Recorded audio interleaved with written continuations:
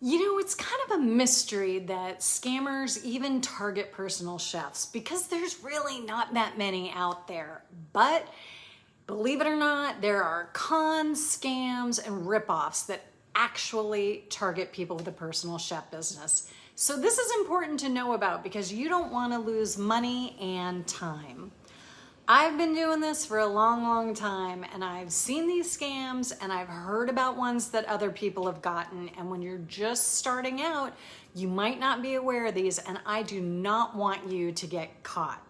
You're going to learn how to spot a scam. I'll give you real examples and tips for how to identify them. Hey there, Chef Shelly here. I help passionate cooks just like you start a personal chef business so that you can get paid to do what you love, cook for people who love your food, working when you want, making what you want, doing weekly meal prep services and small caterings. If that's something you're interested in, go down to the description and get my free guide on how to do weekly meal prep services for clients. So first, let's talk about the con, and these are fake listing websites. So the last time I heard about an active one, it was called Hello Chefy. And what companies, I use that term loosely, do is, this one actually was overseas, they target chefs and they take information from Google or your website and they create a profile without your permission on their website. And don't get me wrong, they don't even do a good job. This is not to help you out. And then what they try to do is get you to join their site and you have to pay for it. What they're basically doing is hijacking your client inquiries and then charging you a commission to get those leads. But again, they create your profile without your knowledge, without your permission, and then they want you to come pay them to get it. Now, big picture, I've heard the Federal Chamber of Commerce and the Better Business Bureau go after these companies and stuff, but what really happens is they just shut down and start again with a different name. So if you ever get an inquiry or an email saying, hey, we market for chefs, you're the only one we've seen in your area, or we really love your stuff, we want you to join our site. Just be very careful, do your research, and find out if you're joining, what exactly you're joining, because you definitely don't want to be paying leads to someone who's actually taking them away for you or creating fake ones that they're going to have you pay for. As a side note, Thumbtack is not a scam, okay? They don't put your profile up. You have to start an account and do that. It is free to do that part. How it works is they market their website and show up in searches, and then people can go and look through a whole bunch of chefs and companies and send them inquiries. And you might get leads from sites like this. On a side note, that doesn't mean this is great marketing for you. It depends on what kind of business you want, but they're not a scam. More like a ripoff if you don't know what you're doing and what you're getting into. Another one is Yelp advertising. Again, this is a site that they don't just go creating your profile for you. You join, you create a free account, and you put your profile up. Where it gets a little sketchy is they are becoming extremely aggressive in getting personal chefs to buy advertising for their listing. I have heard from dozens of personal chefs who've been taken advantage of by their pushy sales tactics and their complete lack of customer service when there is a problem. So I've said it before and I'll say it again, do not put money into advertising or buying leads, paying for leads, if you're not already good at getting clients, because you don't want to pay to practice your marketing. So third, and this is the most common, is the email scam or DM, text, phone call, all sorts of stuff. This is my absolute least favorite because it really takes advantage of new personal chef businesses. I had a student in the Personal Chef Business Academy forward me an email inquiry that she'd gotten that just seemed a little weird, and she wanted help with the pricing. So what happens is you get this inquiry, right? And there's a few different ways that when you've been doing this for a while, you can pretty immediately see whether it's a scam or not, because they generally kind of tend to go the same way. The first red flag is horrible spelling, poor grammar, and just weird writing. Okay, don't get me wrong. I am not being an elitist educationist or something. Everybody puts a typo in an email. Some people write more casually than others. That is not what this is about. I'm not expecting anyone to have an editor for their emails, but when the email is so janky that you're having trouble understanding what they're even asking you, if the grammar's really bad, it's not just that maybe English isn't their first language, they've copied and pasted it from other emails or recycled it, it's just sentences starting in the middle and whatever. If you can't make sense of the email, that is a big flag. Secondly, if someone contacts you saying they're from out of the country and they want you to take their payment and then could you do me a favor and pay the driver, that is a huge red flag. And this is one that you will see a lot. They'll ask if you take credit cards, although now they're starting to do this with checks too. They'll overpay you and ask you to pay out the driver or the rental company or whatever that they're also hiring to work this event. This is more for a catering thing. And they make it sound like it's a really big event with a lot of moving parts and, oh, they don't take credit cards. Can you take this and pay them?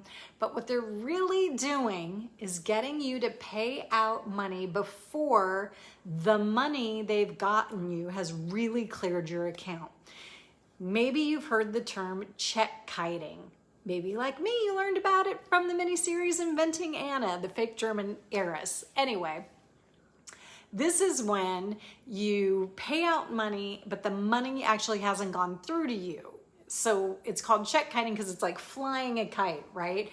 Before the money gets there, you take it out. This is a lot harder now to do these days, but it does happen. So then they've gotten the money from you and you're on the hook for it. And that's how this scam works. So here is an actual email I've seen.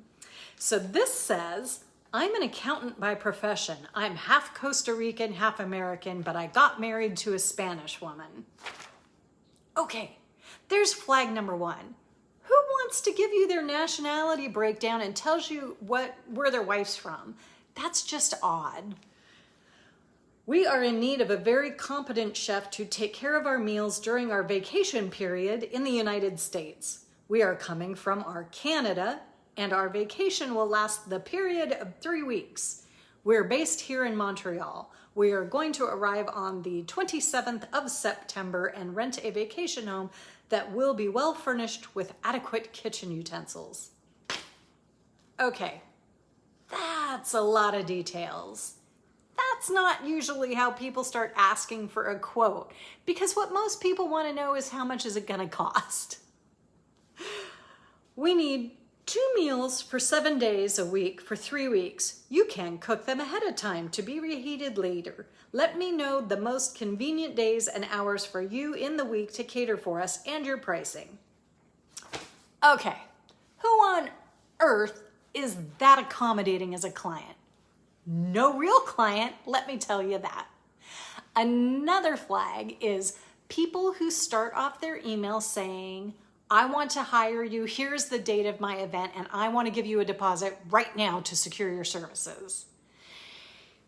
This can be disheartening to hear when you are a passionate cook who's just starting your personal chef business. And I hate to say this, but nobody is going to be that eager to give you money, especially if they don't even know who you are, what you cook, and how much you charge. Another flag is that a lot of times people want to work out menus with you, and that makes sense, but then they run down exactly what they want to eat, and it's like they've copied and pasted off a restaurant menu. That can be another flag again, because that's not usually how people start off an inquiry. Here's another actual email. Hello, chef. I am very glad to hear from you. Though I am a very busy woman, but even with my busy schedule, I am happy to always create time to work things out with you so that I can secure your service for my family ahead of our arrival day. We are in need of your service during our vacation period in New York City. We eat low-fat, healthy, nutritious meals. I need you to make 2 meals for 10 people every day for 5 days. You can check in to prepare the meals for the whole day at a convenient time, pack and freeze to be reheated later. Then it goes into details about the family. Then it goes into other stuff. Flag! When you're starting the email out with, I am a very busy woman, you're probably not going to make the first thing you send a personal chef 5 paragraphs of detail. Again, that's just not generally how people work. And the last example. Dear chef, I'm in my early 60s and need a chef who can shop and prepare 6 meals a day for me, plus snacks, juice, smoothies through the day.